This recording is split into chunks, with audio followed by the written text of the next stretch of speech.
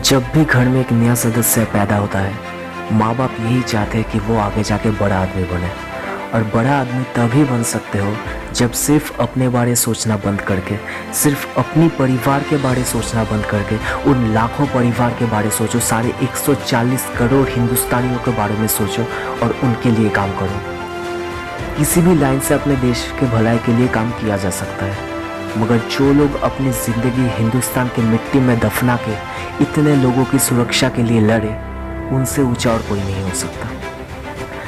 50 हफ्तों की कठोर ट्रेनिंग, बाहरी दुनिया, यहाँ तक कि अपने परिवार से भी कट ऑफ होकर गुजरना पड़ता है। इससे ही पता चलता है कि ये फौजी कितने जज्बात लेके हमें सुरक्षित रखते हैं। कुछ लोग ऐसे सोचते हैं कि soldiers are just killing machines, और ये कि they are puppeteers in the hands of warmongers. वैसे किसी भी युद्ध में पॉलिटिक्स रोल प्ले करती है, वो तो जाहिर सी बात है, मगर ट्रेनिंग में ज़रूर उन्हें कठोर बनाया जाता है, साथ ही साथ इंसानियत भी जिंदा रखा जाता है। उरी अटैक के वक्त इंडिया चाहता तो पाकिस्तान के ऊपर वार डिक्लेयर कर सकता था, मगर उन्होंने सर्जिकल स्ट्राइक चुना। बस उनको ही मारा जो लोग उस अटैक में इन्वॉल्व थे।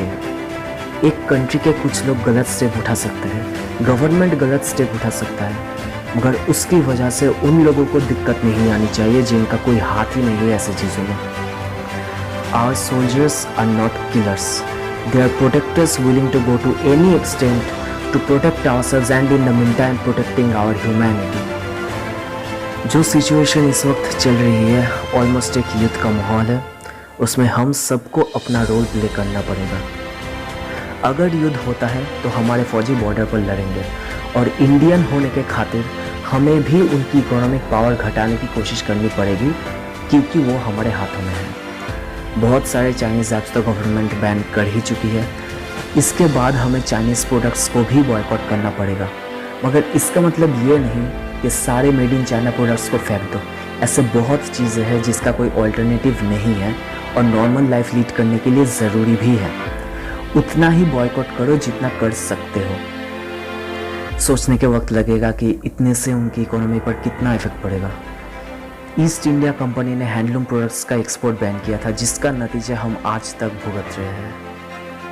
तो इंडियन सिटीजन होने के खातिर ये हमारा कर्तव्य बनता है कि हमारे दुश्मन को दिखा दे कि अगर आगे बढ़ोगे तो बस फौजी ही नहीं, यहाँ के 140 करोड़ लोग लड़ने को आगे आ जाएंगे।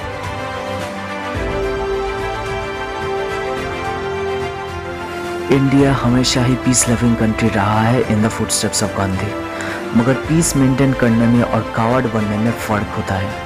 चारों तरफ से कोई दुपड़ हमला कर रहा है और तुम पीस के नाम पे चुपचाप बैठे हो, ये सिर्फ तुम्हारा इनकम्पिटेंसी दिखाती है। इंडिया का एम हमेशा पीस मेंटेन करना ही था और ये ही रहना चाहिए, but how can you maintain peace when there is no peace? उसके लिए पीस रीएस्टैब्लिश करना पड़ता है, जिसमें कुछ सख्त कदम उठाने पड़ते हैं। बहुत सारे रास्ते हैं इसके, जैसे कि पॉलिटिकल इंडिया वॉर्स, पर अगर वो भी फेल हो जाए तो फिर औकात दिखाना ज़रूरी बन जाता है। मगर पहला हमला हमारा नहीं होना चाहिए।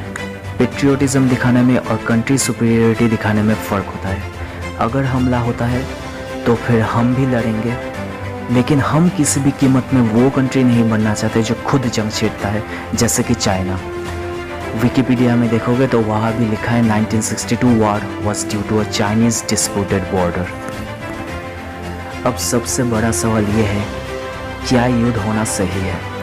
बात सही या गलत की नहीं है, बात यह है कि कौन सा ज़्यादा सही है। या तो हम एक टेररिस्ट को मर्सी दिखाएं जिसे अपनी करतूतें जस्टिफाइड लगती है और लाखों ज़िंदगी को खतरे में डालें, या फिर उस एक इंसान को सज़ा देकर हम लाखों और मासूमों की ज़िंदगी बचाएं।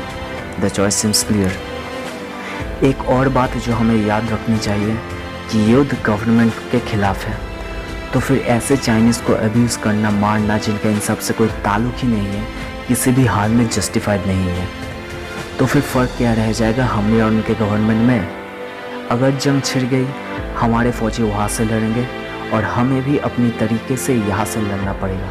साथ ही साथ इंसानियत को भी बचाना पड़ेगा। जय हिंद।